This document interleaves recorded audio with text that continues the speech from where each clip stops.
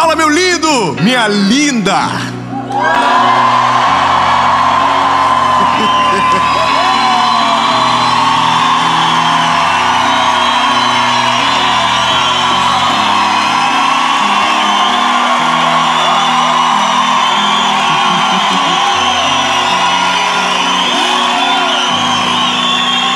Ah, meu Deus, minha pressão quase baixou. São Paulo, bebê. Estamos em São Paulo. E essa é... E não foi nada combinado aqui. Os irmãos são... É porque nós estamos muito felizes. Porque sabemos que cada palavra da série Oásis vai ser uma resposta de Deus para você.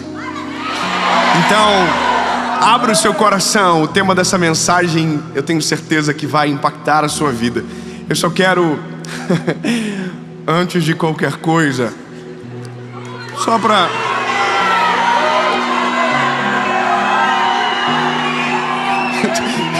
A câmera, corre, ali, nego, corre, aqui, nego, a câmera, o curte e compartilha.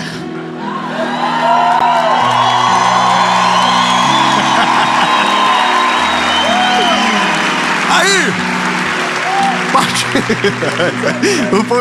curte e compartilha, inscreve no canal, manda o vídeo, nem que seja uma indireta para alguém, ativa o sininho. Aquele grupo de política que dando maior guerra, manda uma mensagem no nada.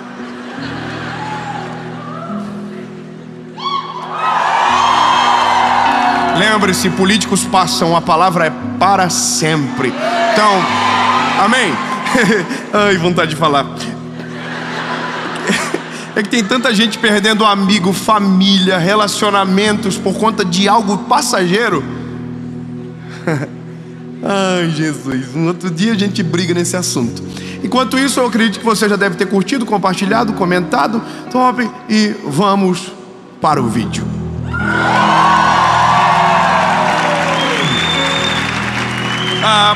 O texto da nossa caminhada é um texto que aparentemente no início ele não conecta com o tema principal, ferimentos de batalha. Mas a nossa jornada juntos vai fazer isso conectar no teu coração para fazer sentido. O texto é de Jeremias, capítulo de número 18. Um texto que provavelmente em algum momento da vida você já deva ter ouvido, estudado, falado sobre. E eu quero ler algo rápido, que é só o começo, dizendo: a palavra do Senhor veio a Jeremias dizendo: levanta-te e desce à casa do oleiro, e lá te farei ouvir as minhas palavras. Você já sabe o que vai acontecer. O Jeremias vai descer à casa do oleiro, vai chegar na casa do oleiro, e quando ele chegar, o oleiro estará na frente das rodas, formando com as suas mãos, a partir do barro, um vaso. É isso. Guarda o vaso, que ainda está molhado, de barro informe, e começa a entender o nosso ponto de partida. Da onde nós vamos partir? Eu estou vendo um filme esses dias. Eu gosto de ver filme, mas eu tenho um problema que eu não sei se você tem. Eu me envolvo emocionalmente.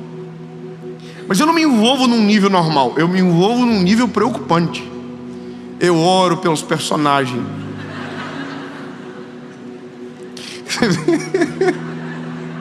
Eu sonho com os personagens. Os personagens fazem parte da minha família no outro dia. E quando morre alguém, eu sinto a dor do luto. Estou falando verdade.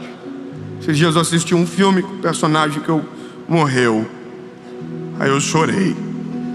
Minha esposa chegou, não entendeu o que estava acontecendo. Está acontecendo. Não fala comigo agora. Quem viu a mensagem de ontem, resolva suas dores, vai entender. Mas eu quero falar do filme que eu vi, né? Deixa eu chegar ao cerne. Eu vi um filme de um ator, você já deve ter visto ele alguma vez, o Steven Seagal. Rapaz, pensa um homem bom de briga. E ele é tão bom de briga que ele não apanha. Irmão, ele só dá ali. E ele bate de mão aberta. Aí o cabra vem, maior que ele... Aí o cara... E você fala, que é isso, irmão? Chega uma hora do filme que você está começando a torcer. Tomara que ele leve um cacete também. Porque é impossível você entrar numa guerra, numa batalha, e sair de maquiagem, bebê. É impossível você entrar numa confusão chamado vida e pensar que não vai ter nenhuma cicatriz e que vai dar tudo certo para sempre. Irmão, só dá certo no filme do Steven Seagal. Os filmes que eu curto é o do Van Damme. É só referência antiga. Os irmãos da década de 90 já sabem o que eu estou falando. Ou não, me preocupei um pouco agora. Esse irmão apanha o filme inteiro. Dá dó do miserável. Apanha, apanha, apanha. E quando pensa, morreu, ele faz assim, ó.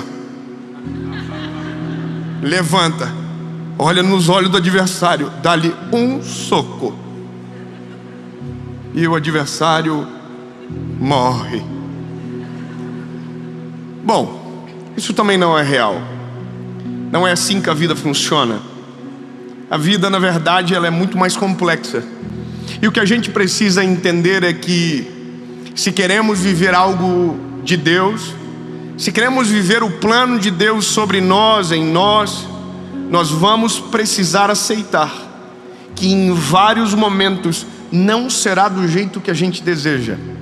Que em vários momentos nós vamos perder completamente o controle e as provações serão parte da nossa rotina. E eu digo isso para você porque em uma geração onde o conflito está cada vez mais difícil, porque não sei se você percebe, mas a gente está perdendo um pouco a manha de resolver os conflitos da vida, de resolver problema. A gente maximiza tudo, dá um monte de BO nas nossas emoções, a gente paralisa e não consegue. Bom, se você continuar dessa maneira, a tendência de você viver uma vida medíocre sem resultados na presença de Deus é muito grande. Porque o segredo é entrar no conflito e aprender a resolver no conflito, aprender na guerra. Tudo isso que eu estou falando para você é partindo de um princípio que o Senhor ministrou meu coração depois de muito tempo para aprender. Muito tempo. Foi quando eu entendi que todos os meus amigos, grave, eu não estou falando sem um dado claro, não, todos os meus amigos que vivem uma vida extraordinária hoje, debaixo da veste, estão carregados de cicatrizes. Todo mundo que vive algo extraordinário, que vive um plano de Deus, hoje carregam consigo marcas de dor, humilhação, vergonha. E todos,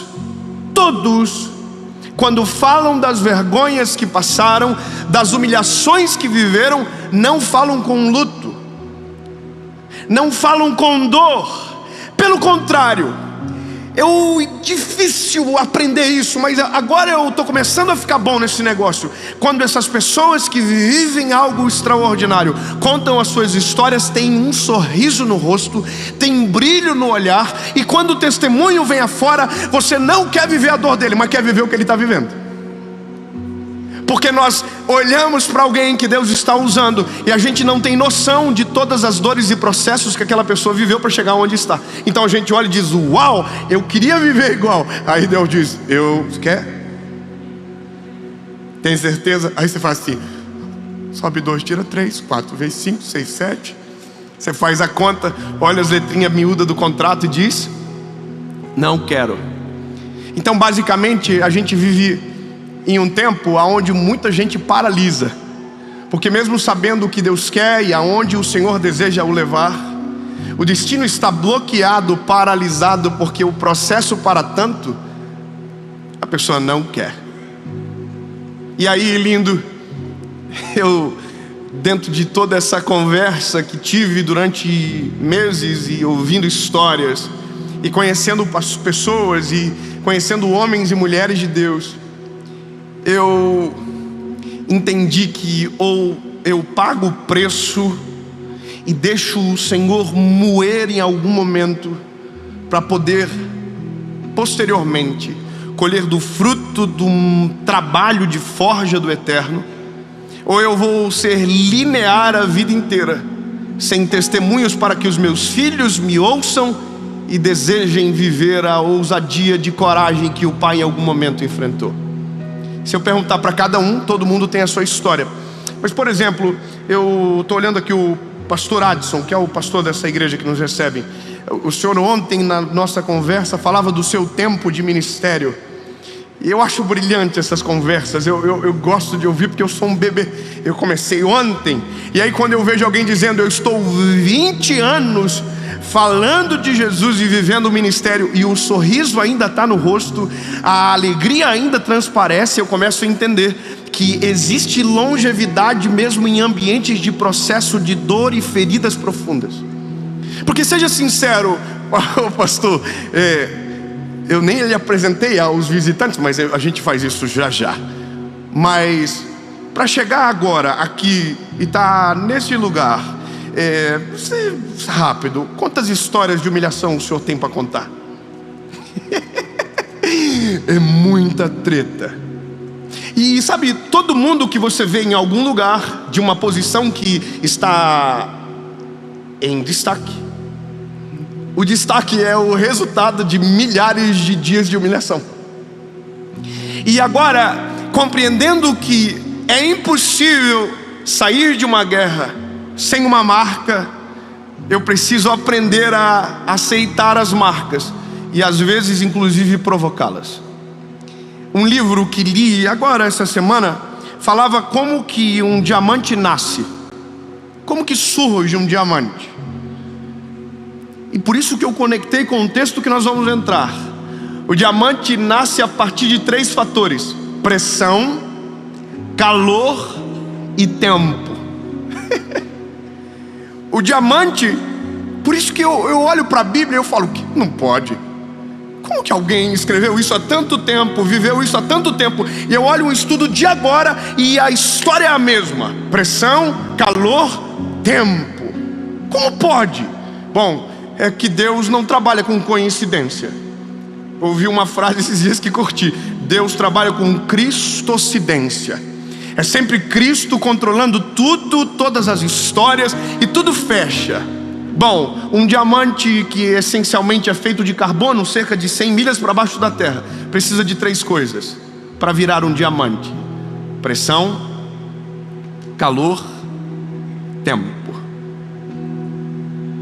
Tem gente que, se ouvir uma dessas palavras, já não gosta. Tem gente, por exemplo, que não gosta de esperar.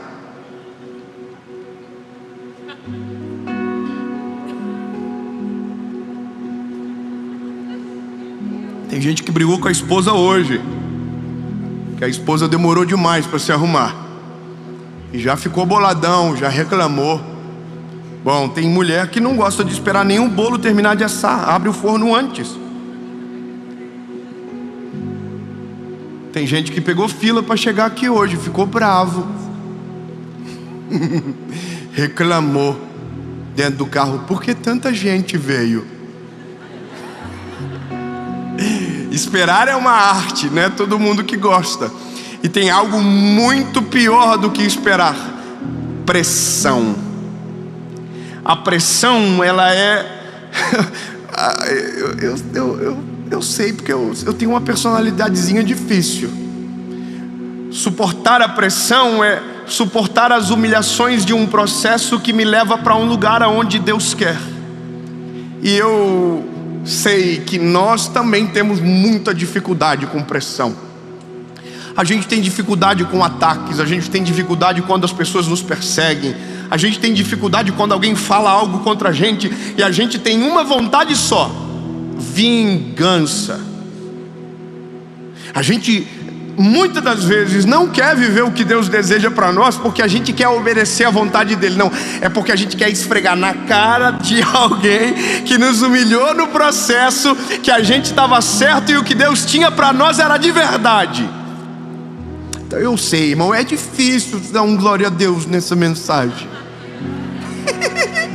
Eu sei que é difícil porque alguns milagres que a gente pede não são para nós, é para esfregar na cara de alguém.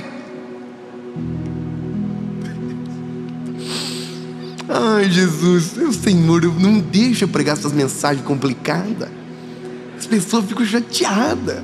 Eu tô aqui falando com você e as histórias surgem na minha cabeça, irmão, porque de vez em quando eu bato de frente com os inimigos.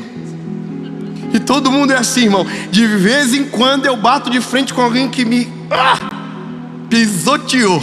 E aí dentro de mim mora o Dave. E o Dave, irmão, é vida louca. O Dave, se mandasse, eu nunca ia estar aqui. O Dave, se governasse, eu ia viver brigando na internet, xingando os outros, mandando direct, ofendendo. Mas graças a Deus que o Dave vive perdendo as batalhas, e quem ganha é o dono dele, que o controla e governa.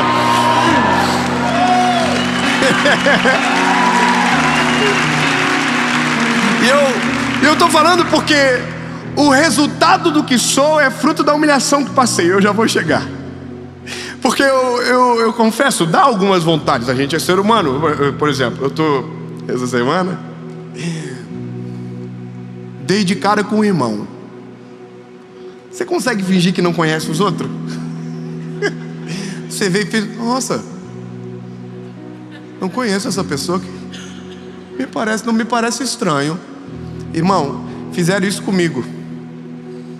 Só que eu que queria ter feito com ele. Entendeu, irmão? Só que o meu lado às vezes muito bobo, a gente quer ficar sorrindo. E como ele fez que não me reconheceu, aí, irmão, o Dave dominou. O Dave falou: devolve o controle do PlayStation aqui. Aí, irmão, na hora eu gritei: ei! E ele se fingindo de louco, indo embora. E eu... Quando ele olha, eu falei: que isso, cara? Não lembra de mim? Claro que ele lembra. Porque eu lembro dele. E aí ele falou assim: você aí? Aí eu falei: vem cá, rapaz, me dá um abraço. E aí o David dentro de mim diz: conta umas histórias boas. Esfrega na cara. Aí, irmão, por isso que é importante o processo antes da honra. Porque se a honra vem antes do processo, a honra se vira contra você e te transforma em alguém miserável. E eu não falei nada para ele. Eu só dei um abraço e falei: ai, bom te ver, meu irmão. Dentro de mim eu queria contar umas histórias. Eu não fui nem falso, eu só não deixei passar. Isso é sinônimo de que todos nós precisamos de tratamento. Que não importa quem seja, as marcas que Deus nos permite são exatamente para que nesses momentos quem perca a guerra é o nosso eu, e que o nome dele seja glorificado. Por isso que quando olhamos para alguém que passou por muitas batalhas, essa pessoa é digno de ser respeitado, porque para chegar aonde chegou, suportou o que muitos de nós não conseguiriam suportar. Quando eu entendo o que Deus vai falar com Jeremias, eu começo a desejar uma coisa: Senhor, não me solta enquanto o processo não acabar. Não me tira das rodas enquanto eu não ter a forma que o Senhor deseja. Só que isso vai me custar pressão. Pressão. Eu sei que é difícil, mas se nós aprendemos a orar da maneira completa ou de maneira correta, a gente vai dizer: Jesus, manda umas humilhaçãozinhas. Você já pensou que lindo, você que bonitinho, acordando de manhã dizendo: Jesus, hoje eu quero ser humilhado pela Jéssica, Senhor. Jesus, hoje o meu chefe, Senhor, pode liberar. Deixa, Senhor, deixa, porque eu estou precisando. Você nunca vai fazer essa oração, meu lindo, porque a gente não gosta de ser oprimido. Mas se eu te dizer que a opressão de agora é o que garante o teu coração amanhã, se eu te falar que algumas marcas e cicatrizes, quanto mais profundas, mais seguros nos tornam para viver exatamente o plano de Deus lá na frente de você crer. Quer ver uma coisa? Eu vivi muito tempo pregando. Eu pregava só em igreja pequenininha e só para pouca gente, e só no primeiro dia, porque tinha os famosos vinham depois. Os que pregavam bem vinham sempre depois. Então eu entrava para dar uma palavrinha, tipo assim, sexta-feira, alguém não consegue trazer ninguém? Chama o Dave. E eu ia, irmão, porque eu tava lá, top, vamos. Irmão, vivi muita treta. Eu sempre falo que conversa de itinerante, de pregador, né, de qualquer ministério, qualquer pessoa, se você conversa com um par seu, todo mundo tem uma história triste do que viveu para chegar onde chegou. Então eu tenho as minhas histórias, você tem as suas, mas as minhas também são sinistras. Então eu me lembro de algumas coisas. Por exemplo, eu chegava na sexta-feira para pregar na igreja, tinha bem menos gente do que no sábado e domingo, porque era eu que ia pregar. E às vezes quem estava dirigindo aquele culto falava assim: irmãos, fiquem tranquilos, o melhor vinho é o do final. E eu estava aqui, ó, o suquinho de uva integral, porque se o melhor vinho era do final, basicamente ali era o coitadinho. E eu ouvia coisas, por exemplo, olha, vou trazer semana que vem um pregador bom de verdade. Falei, que é isso, hein?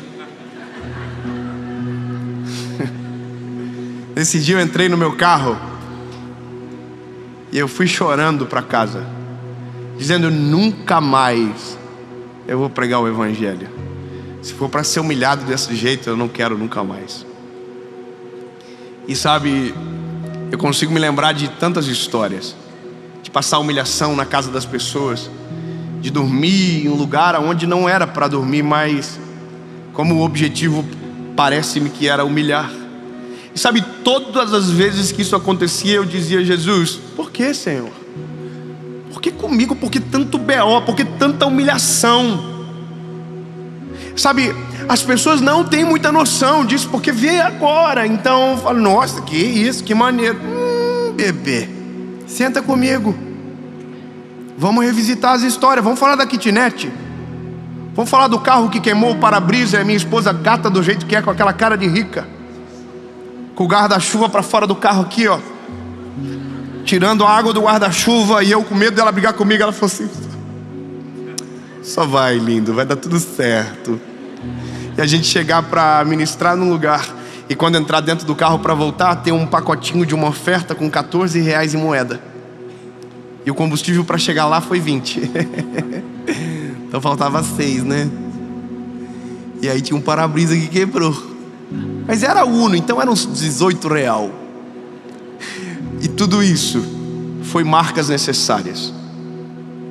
Quando Deus desce o Jeremias lá, ele começa a prestar atenção, e a Bíblia diz que as mãos do oleiro estão sobre o vaso, e de repente o vaso desmonta, desmancha na mão do oleiro.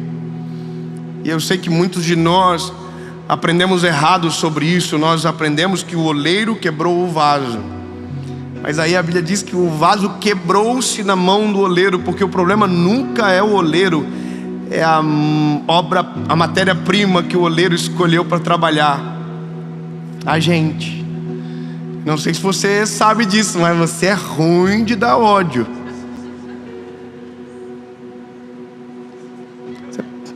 Você pode compartilhar isso com o irmão que está do teu lado? Você pode dizer assim para ele: você é muito ruim. Aproveita, desabafa, abre o coração.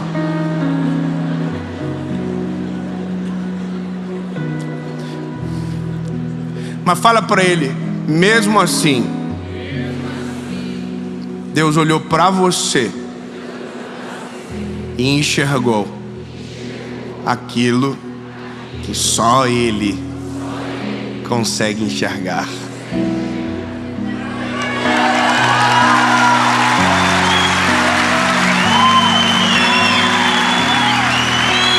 Porque se a gente querer entrar na seara de reclamar do processo, o oleiro vai ter direito de reclamar da matéria-prima. Ah, Senhor, não quero esse processo. Meu lindo, com a matéria-prima que você é, só assim para dar certo. Porque senão você vira uma cebosa, irmã. Você vira um ceboso, meu lindo. Deixa eu abrir o coração para você. Tem gente que Deus não pode dar um pila a mais, que ele fica soberbo, trata mal os outros, fica ignorante. Se ele comprar uma moto, ele já fica: nossa, estou em outro patamar da sociedade. Tudo que vem antes de um processo que garanta a estabilidade para aquilo, vem para destruir, não para abençoar. Então, pressão a gente precisa. Pressão. Aí depois, quando acabou a pressão, aí vem o calor. E entenda que o vaso pronto não é o barro original. Entende o que eu acabei de dizer? O vaso pronto não é o barro original. Não é mais a mesma textura, não tem mais o mesmo cheiro, não tem mais a mesma forma. Era um barro, agora é um vaso. Mas não se tornou um vaso no passe de mágica, se tornou um vaso por conta de todo o processo que viveu para chegar. Pressão e o fogo. O fogo é o negócio que envolve o terceiro tempo. Porque quando o oleiro coloca o vaso no fogo, ele vira as costas para o vaso que está dentro do forno e vai trabalhar no outro que está sobre as rodas. Seja sincero, você já se sentiu esquecido no forno? De olhar para todo o cenário que você já viveu e dizer: Jesus, o que está acontecendo? O Senhor só pode que o Senhor me esqueceu aqui dentro. Só pode, o Senhor está pegando fogo, o pau está torando, e parece que o Senhor não ouve a minha oração, o Senhor não olha para mim, o Senhor faz com todo mundo e não faz comigo, o Senhor levanta todo mundo e não me levanta, todo mundo melhora de vida, e eu estou na mesma funda aqui, e aí o fogo está assim, ó. E muitos de nós, nesse momento, abrimos o forno de dentro para fora, e corremos um sério risco de se tornar um vaso frágil, que não esperou o tempo e não aceitou o processo, e no primeiro embate da vida vai quebrar. Escute bem, lindo. Você nunca vai ver um homem ou uma mulher de muito sucesso que não tenha respeitado os processos de Deus na sua história. Não existe esta pessoa. E se existe, a validade dela é breve. Porque quem respeita tempo, quem respeita o calor, a pressão, se torna exatamente quem Deus quer e permanece em quem o fez. Quem se torna pela força do próprio braço aquilo que deseja, faz para si. E quem faz para si tem prazo de validade curto. O ego toma conta, o orgulho o domina, a presunção o absorve, e quando ele menos imagina, tudo que tem se vai, porque nunca foi dele, até porque ele não tinha habilitação para ter o que tinha. Eu conheço gente de todos os tipos, gente que prosperou da maneira correta, gente que prosperou da maneira errada. Talvez você sabe do que eu estou dizendo, mas você já viu que tem gente que prosperou com dinheiro que não é lícito, não tem felicidade no dinheiro que tem. Por quê? Porque não tem o processo correto, não tem o processo real. Você entende isso? Não tem o processo real. Se o processo não acontece, boicota tudo, o resultado, exatamente tudo. Eu preciso terminar. A Bíblia diz que o oleiro está terminando o vaso, coloca o vaso no forno, e agora a gente segue daqui. O vaso, quando fica pronto, quando o vaso fica pronto, a gente pode dizer que agora ele está preparado. E a pergunta é: preparado para quê? Ok, eu passei por um processo nas mãos de Deus, eu fui humilhado pela vida, passei processos, pressão, fogo, tempo, tudo. A pergunta é: para quê? E o para que errado revela que alguma coisa no processo não foi respeitado. Eu vou dizer, alguém diz aqui: para que os meus inimigos sejam envergonhados.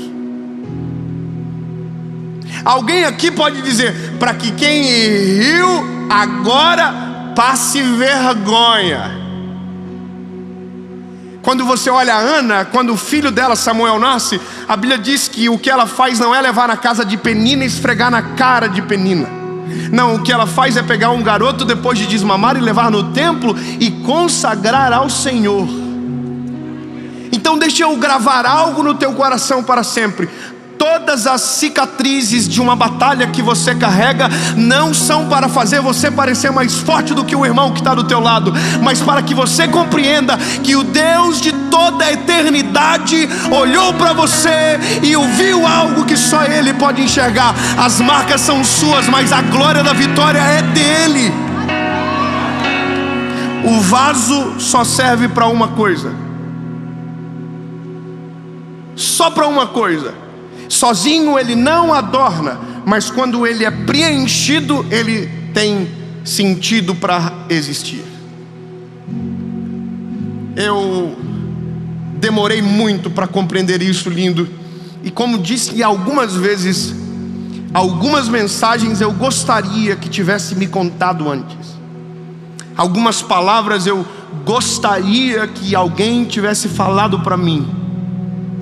Porque as batalhas que lá atrás enfrentava, se soubesse do que Deus estava sendo, preparando, do que Deus estava, eu teria reações distintas.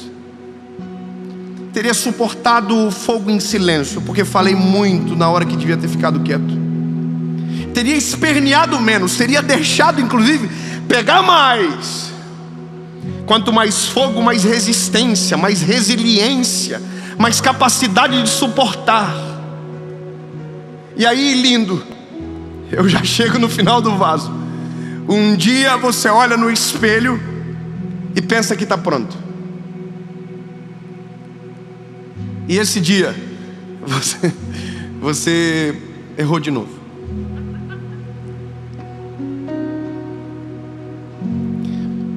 Porque o vaso fica pronto, mas o oleiro nunca para de trabalhar no vaso. Eu vou falar de novo isso, lindo. O vaso fica pronto, mas o oleiro nunca para de trabalhar no vaso.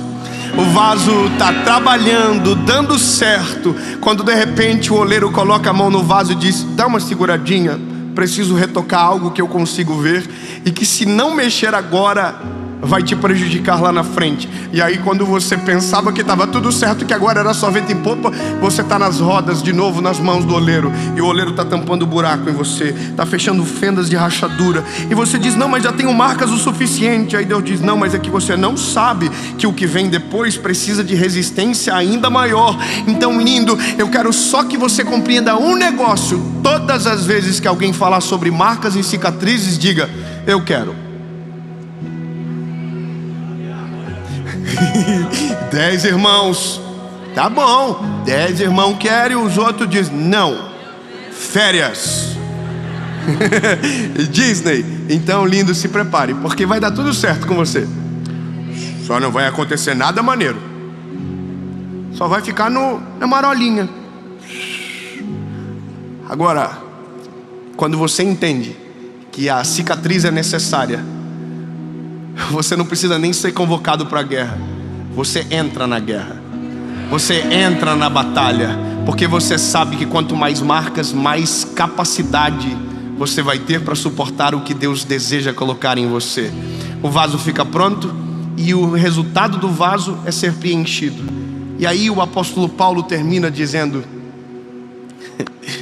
tendo porém tesouros em vasos de barro, para que a glória não seja do vaso, entende?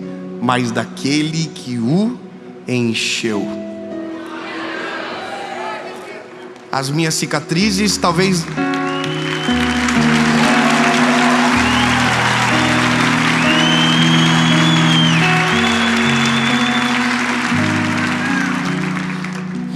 Algumas cicatrizes a gente nunca vai mostrar para ninguém, mas todas as vezes que a gente olhar, a gente vai lembrar o porquê e para quê.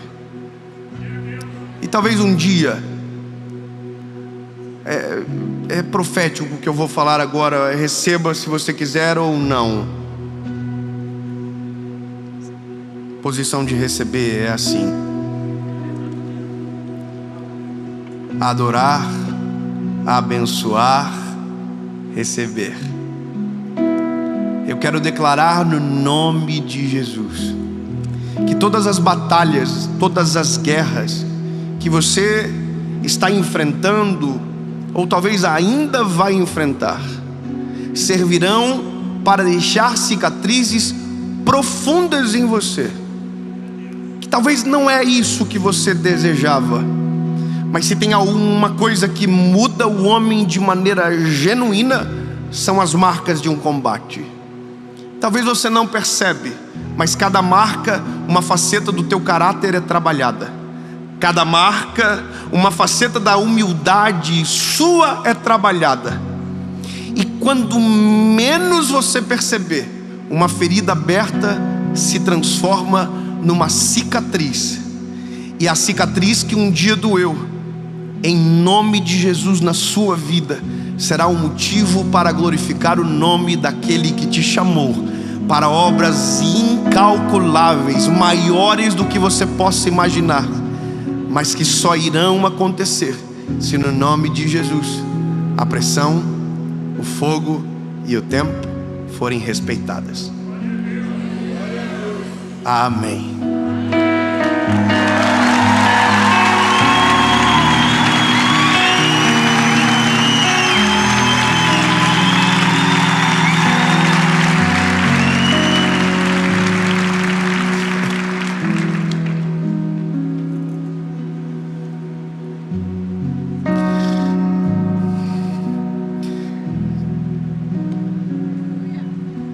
Jesus, obrigado, Senhor, porque o Senhor olha para nós e enxerga aquilo que somente você pode, e que não nos dispensa pela má qualidade da matéria-prima que somos.